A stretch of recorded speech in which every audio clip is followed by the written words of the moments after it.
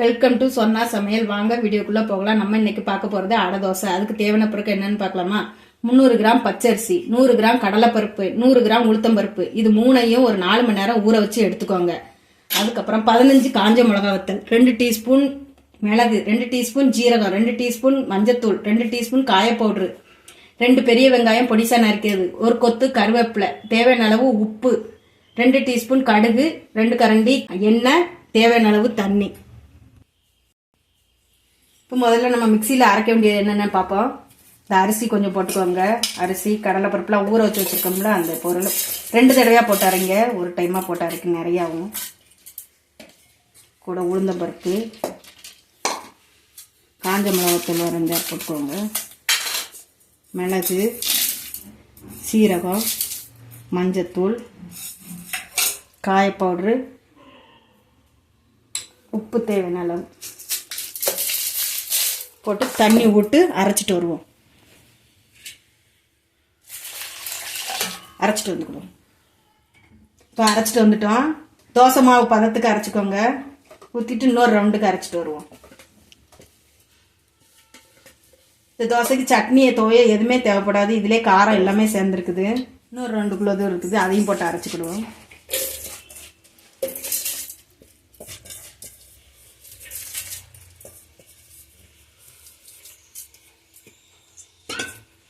பருப்பையும் போட்டுக்கிடுவோம். காஞ்ச மிளகாத்தூள், மிளகு, சீரகம், மஞ்சத்தூள், காயப்பொடி, உப்பு தேவையான அளவு அதுலேயும் போட்டுக்கோங்க. இதுக்கு ஒரு 2 போட்டுக்கோங்க. அதுக்கு அரைக்கிறதுக்கு தேவையான தண்ணி ஊற்றிக்கோங்க. இதையும் தோசை பதத்துக்கு அரைச்சிட்டு வந்துக்கிடுவோம். இதையும் அரைச்சிட்டு வந்தாச்சு. இதோட சேர்த்து கலந்துக்கிடுவோம்.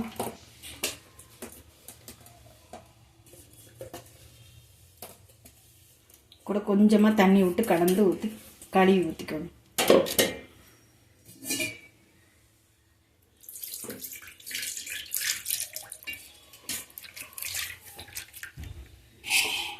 இப்போ அரைச்சிட்டு வந்துட்டோம். இந்த மாவை பாருங்க.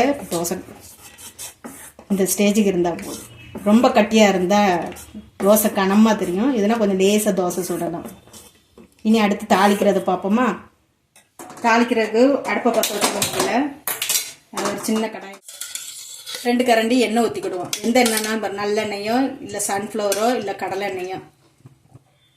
எண்ணெய் காஞ்சிக்கிடட்டும். காஞ்சதும் கடுகு. எண்ணெய் காஞ்சிடுச்சு. 2 டீஸ்பூன் கடுகு போட்டுக்குவோம். இதை கொஞ்சம் குறைச்சி வச்சுக்கோங்க. வெடிக்குது. நறுக்குன வெங்காயத்தை அது கூட போட்டுக்கிடுவோம். கருவேப்பிலை ஒரு கொத்து அதையும் போட்டுக்கிடுவோம். போட்டு கொஞ்சம் வதக்குங்க. ரொம்ப வதக்கணும் தேவையில்லை. இந்த வதக்கி இந்த மாவோட கொட்ட போகிறோம்.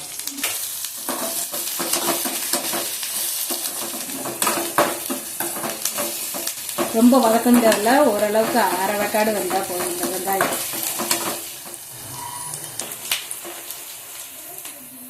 இப்போ வதங்கிடுச்சு. நம்ம அடுப்பை ஆஃப் பண்ணிவிட்டு இதை எடுத்து அந்த மாவோட கொட்டிக்கிடுவோம். இதை அந்த மாவு கூட கொட்டிக்கிடுவோம்.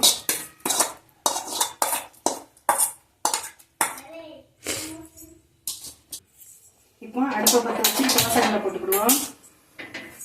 தோசைக்கல் காயட்டும். கல் காஞ்சிடுச்சு. தோசைக்கல் எண்ணெயை தேய்ச்சிக்கிடுவோம்.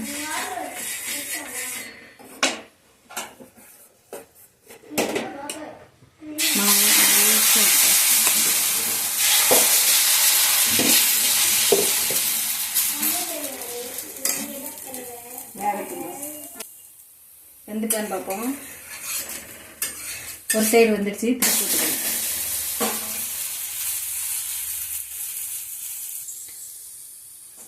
வெந்துடுச்சான்னு பார்ப்போம். வெந்துட்டு எடுத்துருவோம். இன்னொன்று எண்ணெய் தேய்க்காம வெந்துடுச்சு.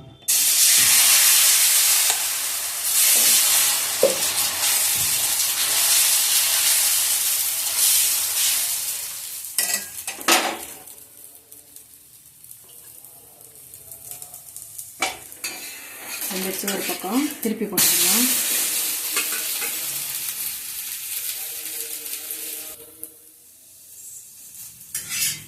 தோசை வெந்துடுச்சு. அடை தோசை ரெடி.